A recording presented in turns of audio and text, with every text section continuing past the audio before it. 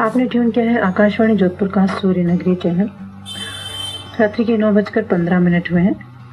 साहित्य सुधा में लीजिए काव्य पाठ दिलीप केसानी से।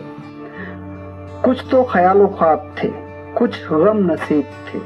कुछ तो ख्यालो ख्वाब थे, कुछ गम नसीब थे। तन्हाइयों के सिलसिले भी क्या अजीब थे। बैठे रहे उदास मोहब्बत की राह पे, बैठे रहे उदास मोहब्बत की राह पे। शायद वो तन्हा ख्वाब हमारे हबीब थे। अपने नहीं थे गैर भी वो हो नहीं सके, अपने नहीं थे गैर भी वो हो नहीं सके। वो पल थे फासलों के मगर दिल करीब थे। वो भूल बैठे हमको भुला हम नहीं सके, वो भूल बैठे हमको भुला हम नहीं सके। वो खुश नसीब थे बहुत, हम बदनसीब थे।